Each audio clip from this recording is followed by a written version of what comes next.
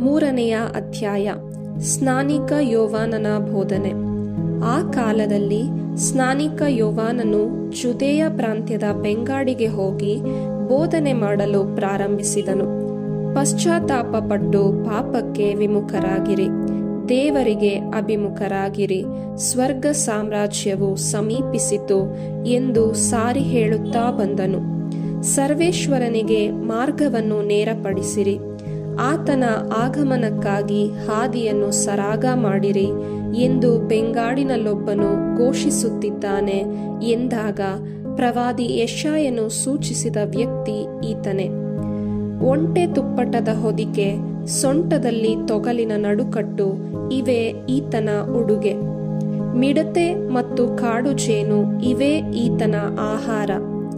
ಜನರು ಜೆರುಸಲೇಮಿನಿಂದಲೂ ಇಡೀ ಜುದೇಯ ಪ್ರಾಂತ್ಯದಿಂದಲೂ ಜೋರ್ಡಾನ್ ನದಿಯ ಸುತ್ತಮುತ್ತಲಿನ ಪ್ರದೇಶಗಳಿಂದಲೂ ಈತನ ಬಳಿಗೆ ಬರುತ್ತಿದ್ದರು. ತಮ್ಮ ತಮ್ಮ ಪಾಪಗಳನ್ನು ಒಪ್ಪಿಕೊಳ್ಳುತ್ತಾ ಜೋರ್ಡಾನ್ ನದಿಯಲ್ಲಿ ಈತನಿಂದ ಸ್ನಾನ ದೀಕ್ಷೆಯನ್ನು ಪಡೆಯುತ್ತಿದ್ದರು. ಫರಿಸಾಯರಲ್ಲೂ ಸದ್ದುಕಾಯರಲ್ಲೂ ಅನೇಕರು ತನ್ನಿಂದ ಸ್ನಾನ ದೀಕ್ಷೆ ಪಡೆಯಲು ಬರುವುದನ್ನು ಯೋವಾನನು ನೋಡಿದನು. ಅವರನ್ನು ಉದ್ದೇಶಿಸಿ, ಎಲೈ ವಿಷಸರ್ಪಗಳ ಪೀಳಿಗೆಯೇ, ಬರಲಿರುವ ದೈವ ಕೋಪದಿಂದ ತಪ್ಪಿಸಿಕೊಳ್ಳಬಹುದೆಂದು ನಿಮಗೆ ಎಚ್ಚರಿಕೆ ಕೊಟ್ಟವರಾರು? ನೀವು ಪಾಪಕ್ಕೆ ವಿಮುಖರಾಗಿದ್ದೀರಿ ಎಂಬುದನ್ನು ಸತ್ಕಾರ್ಯಗಳಿಂದ ವ್ಯಕ್ತಪಡಿಸಿರಿ. ಅಬ್ರಹಾಮನೇ ನಮ್ಮ ಪಿತಾಮಹ ಎಂದು ನಿಮ್ಮಲ್ಲೇ ಕೊಚ್ಚಿಕೊಳ್ಳಬೇಡಿ. ಈ ಕಲ್ಲುಗಳಿಂದಲೂ ದೇವರು ಅಬ್ರಹಾಮನಿಗೆ ಸಂತಾನ ಪ್ರಾಪ್ತವಾಗುವಂತೆ ಮಾಡಬಲ್ಲರೆಂದು ನಾನು ನಿಮಗೆ ಹೇಳುತ್ತೇನೆ. ಈಗಾಗಲೇ ಮರದ ಬುಡಕ್ಕೆ ಕೊಡಲಿ ಬಿದ್ದಿದೆ. ಒಳ್ಳೆಯ ಫಲವನ್ನು ಕೊಡದ ಪ್ರತಿಯೊಂದು ಮರವನ್ನು ಕಡಿದು ಬೆಂಕಿಗೆ ಹಾಕಲಾಗುವುದು. ಹೃದಯ ಪರಿವರ್ತನೆಯ ಗುರುತಾಗಿ ನಾನು ನಿಮಗೆ ನೀರಿನಿಂದ ಸ್ನಾನ ದೀಕ್ಷೆ ಕೊಡುತ್ತಿದ್ದೇನೆ. ಆದರೆ ನನ್ನ ನಂತರ ಬರುವ ಒಬ್ಬರು ನಿಮಗೆ ಪವಿತ್ರಾತ್ಮ ಹಾಗೂ ಅಗ್ನಿಯಿಂದ ದೀಕ್ಷಾ ಸ್ನಾನ ಕೊಡುವರು. ಅವರು ನನಗಿಂತಲೂ ಶಕ್ತರು. ಅವರ ಪಾದರಕ್ಷೆಗಳನ್ನು ಹೊರಲು ಸಹ ನಾನು ಅರ್ಹನಲ್ಲ. ಅವರ ಕೈಯಲ್ಲಿ ಮೊರವಿದೆ.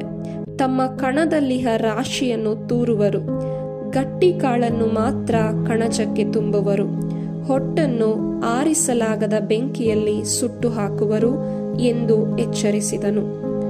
ಸ್ವಾಮಿಗೂ ಸ್ನಾನ ದೀಕ್ಷೆಯೇ? ಯೋವಾನನಿಂದ ಸ್ನಾನ ದೀಕ್ಷೆ ಪಡೆಯಲು ಯೇಸುಸ್ವಾಮಿ ಗಲಿಲೆಯದಿಂದ ಹೊರಟು ಜೋರ್ಡಾನ್ ನದಿಯ ಬಳಿಗೆ ಬಂದರು.